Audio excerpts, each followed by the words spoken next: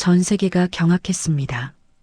북한 잠수함에서 승조원들이 동시에 사라졌습니다. 그러나 이들은 같은 길을 선택하지 않았습니다. 누군가는 러시아로, 누군가는 중국 해상으로, 또 누군가는 정체불명의 남쪽으로 향했습니다. 사고가 아닌 서로 다른 방향으로 갈라진 연쇄 탈출. 국정원조차 처음 보는 전례 없는 사건의 전말을 지금부터 들려드리겠습니다. 여러분의 구독과 좋아요가 이런 진실을 세상에 알리는 힘이 됩니다. 저는 북한 해군 잠수함 승조원이었습니다.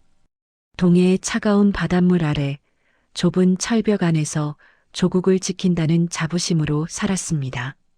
우리 잠수함에는 25명의 승조원이 함께 근무했고 그중 저를 포함한 7명은 특히 가까운 사이였습니다.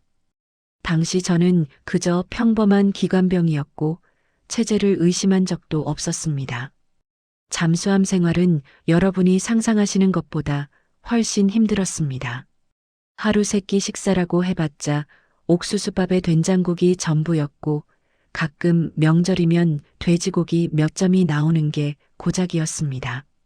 좁은 공간에서 15명씩 교대로 잠을 자야 했고 화장실도 제대로 없어서 참는 게 일상이었습니다. 그래도 우리는 조국 방위의 최전선이라는 말을 믿으며 버텼습니다. 제가 특히 가까웠던 동료가 7명 있었습니다. 기관사 최영철, 항해사 김성민, 통신병 박철호, 정치지도원 리명철, 어뢰수 장혁, 조타수 강민수 가리고 저까지. 우리는 같은 함경북도 청진 출신이라 더 끈끈했습니다. 밤마다 몰래 모여 고향 이야기를 나누곤 했습니다. 야, 너희 집 김장은 잘했냐? 올해는 배추도 구하기 힘들더라. 어머니가 고생 많이 하셨어. 그런 대화를 나누다 보면 고향이 그리워 눈시울이 붉어지곤 했습니다.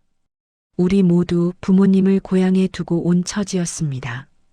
군 복무 기간이 10년인데 휴가는 1년에 딱 한 번 보름뿐이었습니다. 그것도 상급자 눈치를 봐가며 겨우 받을 수 있었습니다. 잠수함에서 가장 힘든 건 바다 밑 깊은 곳에서의 고립감이었습니다. 바깥 세상 소식은 당에서 내려보내는 선전 방송이 전부였습니다. 위대한 수령님 덕분에 우리 인민은 행복하다. 미제와 남조선 괴뢰들이 우리를 노리고 있다는 말만 들었습니다. 그때만 해도 저는 그 말을 의심하지 않았습니다. 하지만 이상한 일들이 하나둘씩 생기기 시작했습니다. 어느 날 정치지도원 리명철이 갑자기 불려가더니 사흘 만에 돌아왔는데 얼굴이 창백했습니다. 무슨 일 있었냐고 물어도 고개만 저었습니다. 그때 저는 뭔가 잘못되어 가고 있다는 걸 처음으로 느꼈습니다. 그리고 그 불길한 예감은 곧 현실이 되었습니다. 그 일은 2018년 봄에 일어났습니다. 우리 잠수함이 동해상 정찰 임무를 마치고 기지로 돌아왔을 때였습니다. 부두에는 보안원들이 즐비하게 서 있었고 분위기가 심상치 않았습니다. 알고 보니 우리 함대 소속 다른 잠수함 승조원 한 명이 탈영을 시도했다가 붙잡혔다는 것이었습니다. 전 승조원 집합. 우리는 광장으로 불려나갔습니다. 그곳에는 27살 젊은 승조원이 무릎을 꿇고 있었습니다. 그의 어머니가 병으로 돌아가셨는데 휴가를 받지 못해 몰래 집에 다녀왔다는 게 죄목이었습니다.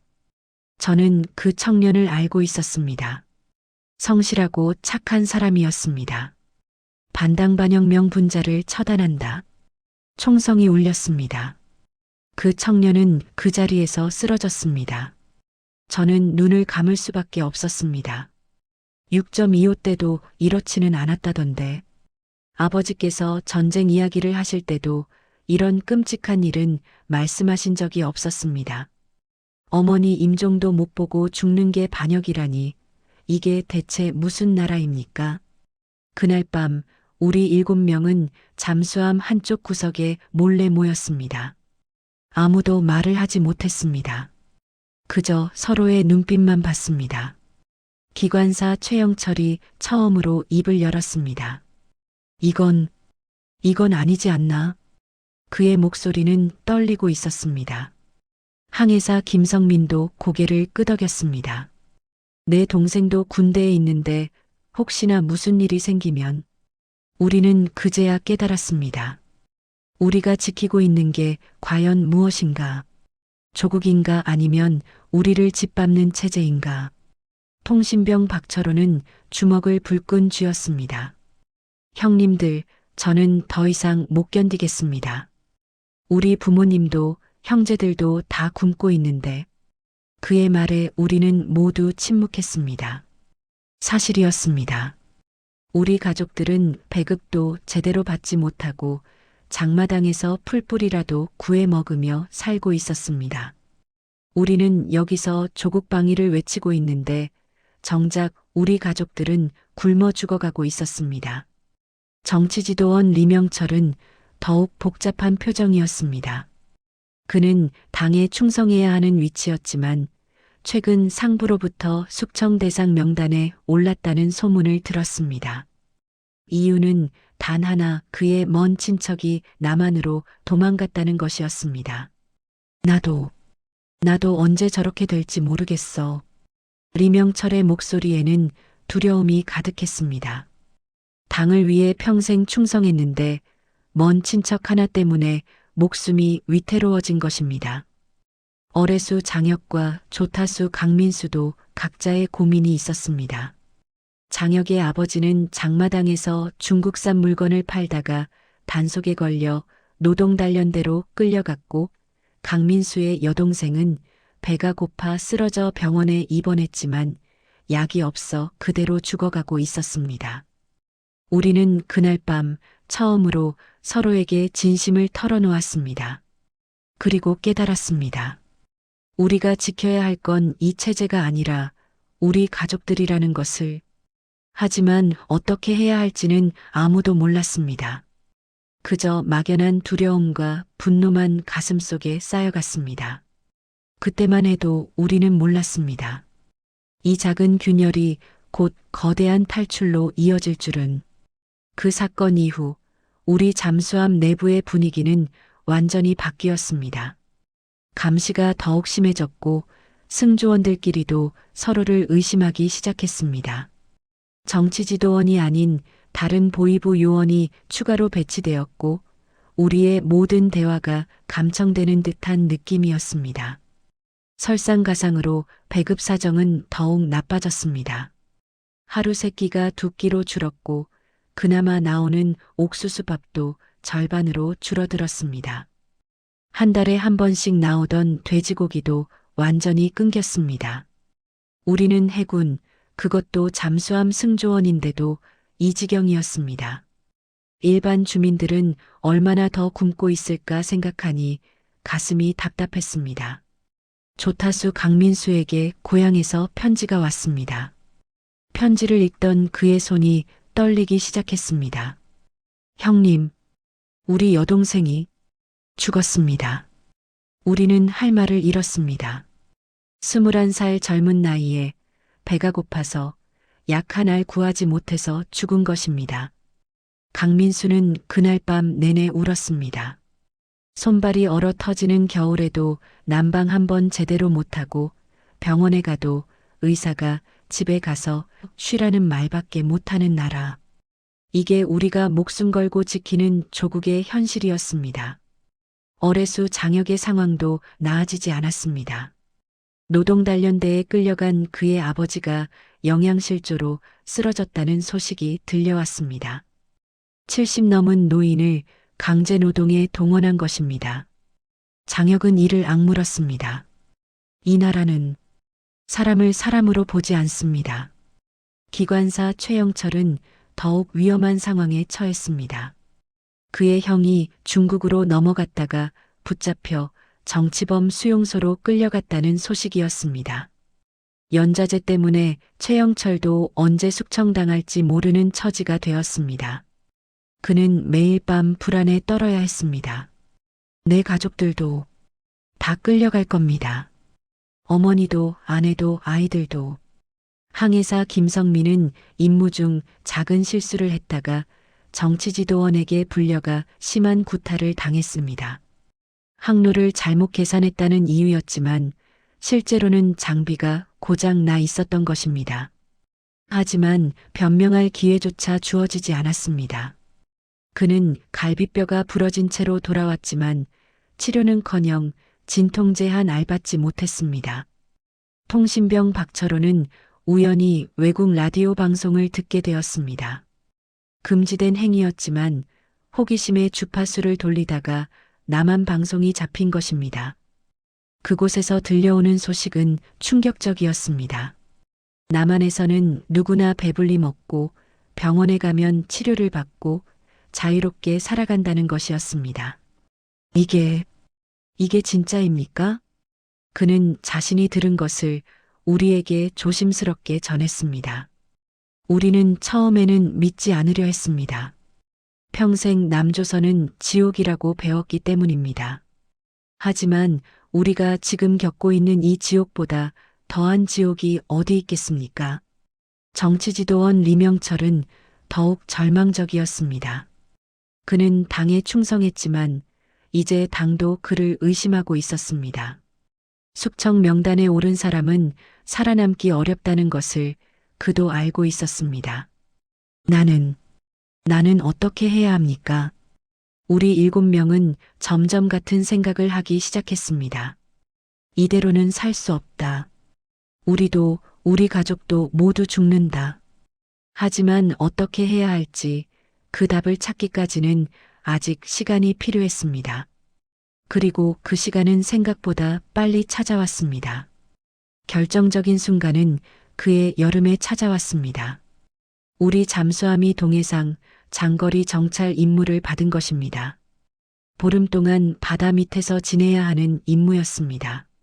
출항 전날 밤 우리 7명은 마지막으로 모였습니다. 모두의 얼굴에는 같은 결심이 서려 있었습니다. 기관사 최영철이 먼저 말을 꺼냈습니다. 형님들, 저는 이번이 마지막 기회라고 생각합니다. 집에 연좌제로 조사가 들어왔습니다. 돌아가면 저도 제 가족도 끝입니다. 항해사 김성민이 고개를 끄덕였습니다. 저도 마찬가지입니다. 이번 임무가 끝나면 저를 다른 부대로 보낸다는 소문을 들었습니다. 아마 정치범 수용소일 겁니다. 우리는 서로를 바라봤습니다. 모두 같은 생각을 하고 있었습니다. 도망쳐야 한다. 하지만 어떻게, 어디로? 통신병 박철호가 조심스럽게 말했습니다. 형님들, 제가 들은 남한 방송에서는 탈북자들을 받아준다고 했습니다. 우리가 만약, 하지만 남쪽까지 어떻게 간다는 거야? 중국도 우릴 잡아서 북한으로 돌려보낼 텐데. 조타수 강민수의 말이었습니다. 그의 말이 맞았습니다. 우리는 잠수함 승조원입니다. 만약 우리가 도망치면 북한 당국은 총력을 다해 우리를 추격할 것입니다. 정치지도원 리명철이 입을 열었습니다. 각자 다른 길로 가는 게 어떻습니까? 한꺼번에 움직이면 금방 들킬 겁니다. 하지만 각자 다른 방향으로 흩어지면 그들도 모두를 잡기는 어려울 겁니다. 그의 말에 우리는 잠시 침묵했습니다. 함께 도망치는 게 아니라 각자 살 길을 찾자는 것이었습니다. 쓸쓸했지만 그게 현실적이었습니다. 저는 러시아로 가겠습니다. 최영철이 말했습니다. 그는 기관사였기에 잠수함의 속도를 조절할 수 있었습니다. 러시아 해역에 가까워지면 엔진을 고장낸 척하고 도망칠 계획이었습니다. 저는 중국 쪽으로 가겠습니다. 김성민이 말했습니다. 항해사인 그는 중국 어선들과의 접선 지점을 알고 있었습니다. 미리 연락을 취할 수 있다면 중국 배를 통해 도망칠 수 있을 것이었습니다. 저는 남쪽으로 가고 싶습니다. 박철호가 떨리는 목소리로 말했습니다. 통신병인 그는 남한 해군과의 주파수를 알고 있었습니다. 위험했지만 나만이 가장 확실한 자유였습니다. 어뢰수 장혁은 일본을 택했습니다. 일본 해역에서 발견되면 적어도 북한으로 강제 송환되지는 않을 것이라는 계산이었습니다. 조타수 강민수는 중국 육지를 택했습니다. 해안에 도착하면 조선족 마을을 찾아갈 계획이었습니다. 리명철은 제일 위험한 길을 택했습니다. 남한 해역으로 직접 가겠다는 것이었습니다. 정치지도원이었던 그는 남한에 가장 많은 정보를 줄 수 있었고, 그래서 보호받을 가능성이 높았습니다. 그리고 저는 결심했습니다. 저도 남쪽으로 가겠다고. 자식들만이라도 자유롭게 살 수 있는 땅에서 키우고 싶었습니다. 부모님께는 차마 말씀드릴 수 없었습니다. 편지 한 장도 남길 수 없었습니다. 만약 제가 도망쳤다는 게 알려지면 부모님도 연좌제로 처벌받을 테니까요. 우리는 그날 밤 서로의 손을 꼭 잡았습니다. 형님들, 살아서 다시 만납시다. 자유로운 땅에서. 박철호의 말에 우리는 모두 눈물을 흘렸습니다. 함께 근무하며 생사를 같이 한 동료들이었습니다. 하지만 이제는 각자의 길을 가야 했습니다. 출항일이 다가왔습니다. 저는 마지막으로 북한 땅을 바라봤습니다. 이곳에는 제 부모님이, 형제들이 있습니다. 하지만 저는 돌아올 수 없을 것입니다. 죽을 각오로 떠나는 길이었습니다. 잠수함이 출항했습니다.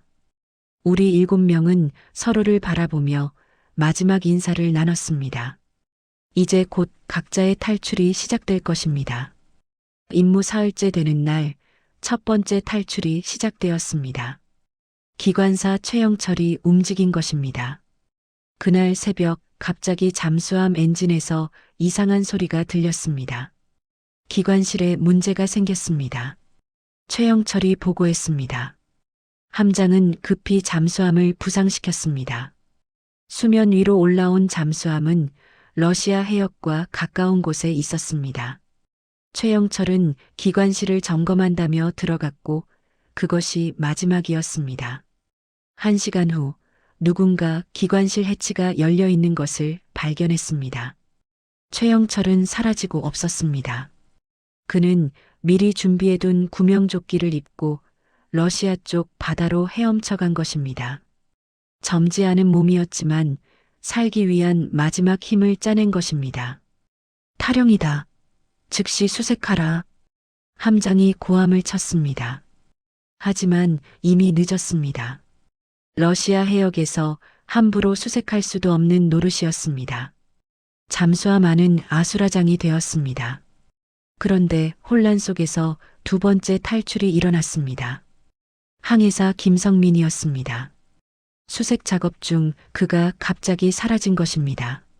나중에 알고 보니 그는 미리 연락해둔 중국 어선과 접선했던 것입니다. 어둠 속에서 고무보트를 타고 중국 배로 넘어간 것입니다. 함장과 보위부원들은 완전히 패닉 상태에 빠졌습니다.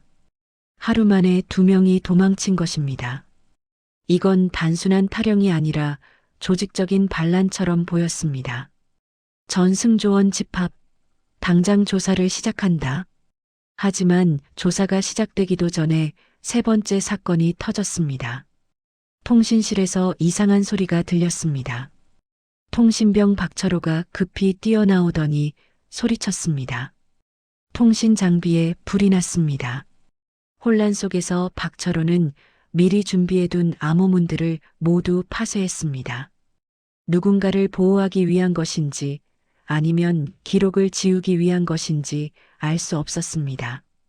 그리고 그날 밤 박철호도 고무보트를 타고 사라졌습니다. 남쪽 해역을 향해서 하늘에 계신 부모님께 기도했습니다. 제발 저 친구가 무사히 남한에 도착할 수 있게 해달라고. 나흘째 되는 날 4번째 탈출이 일어났습니다. 정치지도원 리명철이었습니다. 그는 무장을 갖추고 있었기에 가장 위험한 인물이었습니다. 하지만 그는 총을 쏘지 않았습니다. 그저 조용히 잠수함을 빠져나가 일본 해역을 향했습니다. 이건 반란이다. 반란. 함장은 완전히 이성을 잃었습니다. 닷새 만에 4명이 도망친 것입니다. 남은 승조원들도 서로를 의심하기 시작했습니다. 어뢰수 장혁은 기회를 노리고 있었습니다. 그리고 엿새째 되는 날 어뢰 점검을 핑계로 해치를 열고 바다로 뛰어들었습니다. 심장이 터질 듯 두근거렸지만 이제 돌아갈 곳은 없었습니다. 조타수 강민수는 7째 날에 움직였습니다. 그는 해안에 가까워졌을 때 야간 당직 중 몰래 빠져나갔습니다. 중국 육지를 향해 헤엄쳐 갔습니다. 아이들 손잡고 가는 게 아니라 혼자였기에 가능한 일이었습니다. 그리고 마지막으로 저였습니다. 8회째 되는 날 밤 저는 결심했습니다. 해치 위 카메라에 제가 바다로 뛰어드는 모습이 찍혔을 것입니다. 하지만 저는 멈추지 않았습니다. 남쪽으로, 오직 남쪽만을 향해 헤엄쳤습니다. 물은 차갑고 파도는 거셌습니다. 여러 번 포기하고 싶었습니다. 하지만 자식들 얼굴이 떠올랐습니다. 이 아이들을 자유로운 땅에서 키워야 한다는 생각이 저를 살렸습니다. 저는 사흘 밤낮을 헤엄쳤습니다. 구명조끼가 없었다면 진작 죽었을 것입니다. 손발은 감각이 없었고 입술은 파랗게 질렸습니다. 그때 멀리서 불빛이 보였습니다. 중국 어선이었습니다. 살려주십시오.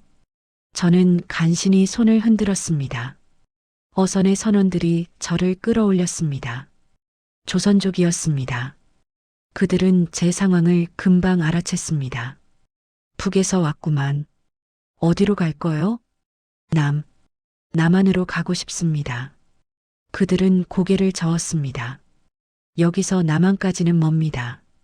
일단 중국 땅에 내려야겠소. 저는 중국 해안에 내렸습니다. 조선족 마을에 숨었지만 언제 공안에 잡힐지 모르는 불안한 날들이었습니다. 같은 핏줄이라고 도와주시는 분들이 있었지만 신고할 사람도 있었습니다. 그곳에서 저는 다른 탈북자들을 만났습니다. 그리고 소식을 들었습니다. 우리 잠수함 사건이 북한 전역에 알려졌다는 것을. 7명이 동시에 도망친 전례 없는 사건이라고. 그 중에 몇 명이 잡혔다던데요. 한 탈북자가 말했습니다. 가슴이 철렁했습니다.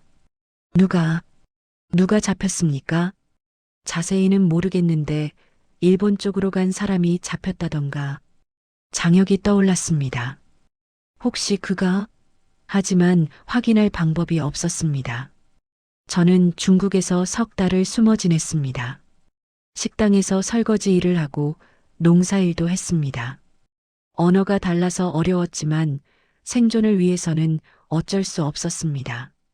한국 선교사님들의 도움으로 간신히 버텼습니다. 그러던 어느 날 중국 공안 단속이 심해졌습니다. 북한에서 우리를 찾는 압력이 거세진 것입니다.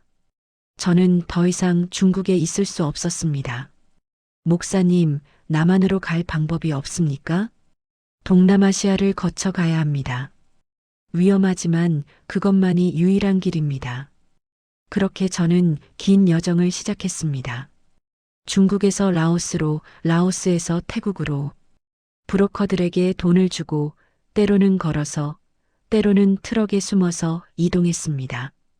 그 과정에서 다른 탈북자들을 만났습니다. 그들 중 한 명이 말했습니다. 혹시 잠수함에서 도망친 사람 아니오? 소문 들었소? 네. 당신네 동료 중 한 명이 러시아에서 보호받았다던데요. 기관사였다고. 최영철 형님이었습니다. 그가 무사하다니 다행이었습니다. 그리고 또 한 명은 남한에 도착했다던데. 통신병이었다고. 박철호였습니다. 그도 살았습니다. 눈물이 났습니다. 나머지는요? 잘 모르겠습니다.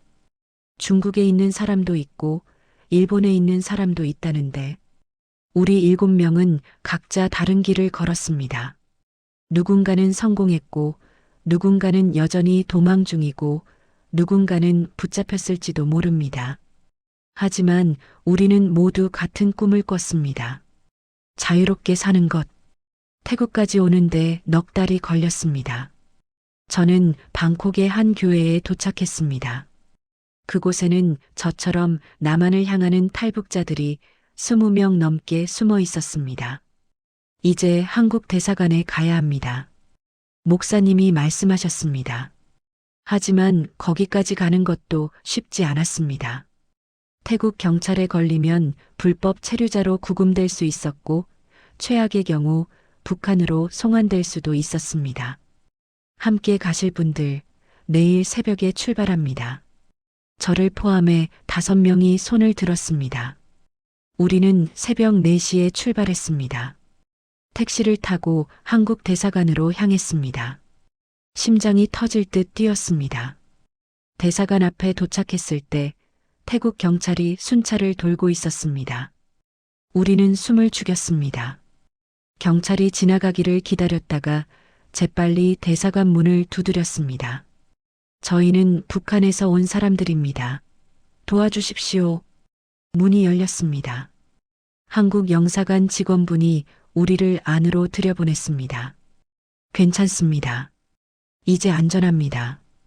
그 말을 듣는 순간 저는 그 자리에 주저앉아 울었습니다. 1년 가까이 도망 다닌 끝에 드디어 안전한 곳에 도착한 것입니다. 대사관에서 한 달을 보냈습니다.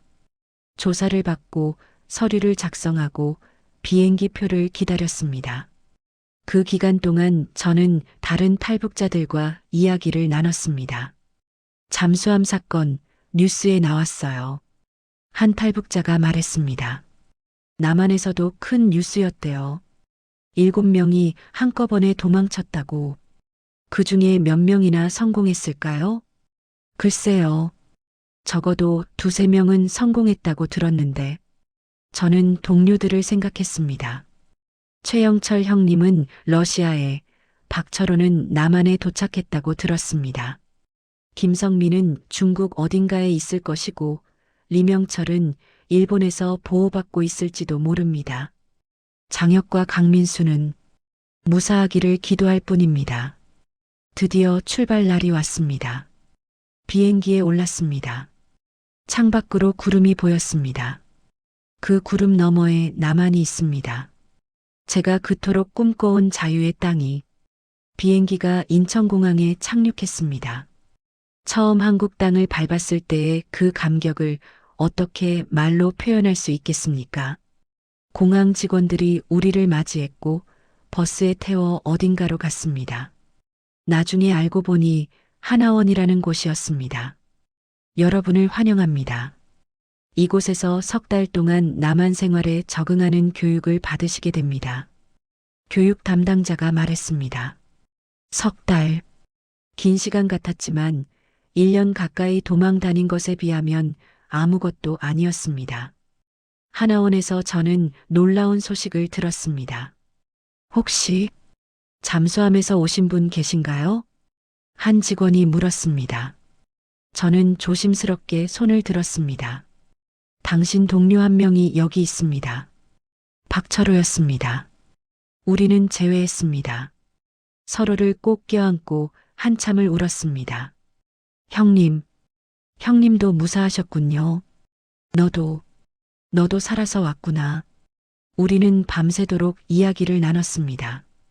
각자 어떻게 도망쳤는지, 얼마나 힘들었는지, 그리고 다른 동료들은 어떻게 됐는지. 최영철 형님은 러시아에 있대요. 김성민 형님은 중국에서 숨어 지낸다고 하고, 리명철 형님은 일본에서 망명 신청 중이라던데, 장혁이랑 강민수는 잘 모르겠어요. 소식이 없어요. 우리는 살아남은 동료들을 위해, 그리고 생사를 알 수 없는 동료들을 위해 기도했습니다. 하나원 교육을 마치고 사회로 나왔을 때 저는 완전히 다른 세상에 온 것 같았습니다. 24시간 불이 켜진 편의점, 마트에 넘쳐나는 물건들, 자유롭게 인터넷으로 세상 모든 정보를 찾아볼 수 있다는 것. 북한에서는 상상도 못할 일들이었습니다. 처음에는 적응이 힘들었습니다. 말투가 달랐습니다. 북한에서는 동무라고 불렀는데 여기서는 씨라고 부릅니다. 음식 맛도 달랐습니다.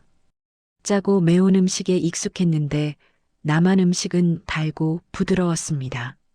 하지만 그래도 같은 민족이었습니다. 할머니, 할아버지들은 북한 사투리를 알아들으셨습니다. 6.25 때 헤어진 가족 이야기를 하시면서 눈물을 흘리셨습니다. 우리도 원래 북쪽 사람이었네. 전쟁 때 내려왔지. 한 할아버지가 말씀하셨습니다. 자네도 고생 많았겠네. 이제 여기서 편히 살게.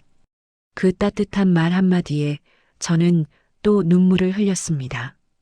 정부에서 집과 정착금을 지원해 주었습니다. 작은 원룸이었지만 제 인생에서 처음으로 가진 내 집이었습니다. 따뜻한 물이 나오고 전기가 24시간 들어오고 난방이 되는 집. 북한에서는 꿈도 꾸지 못할 일이었습니다. 취업 교육을 받고 공장에 일자리를 얻었습니다.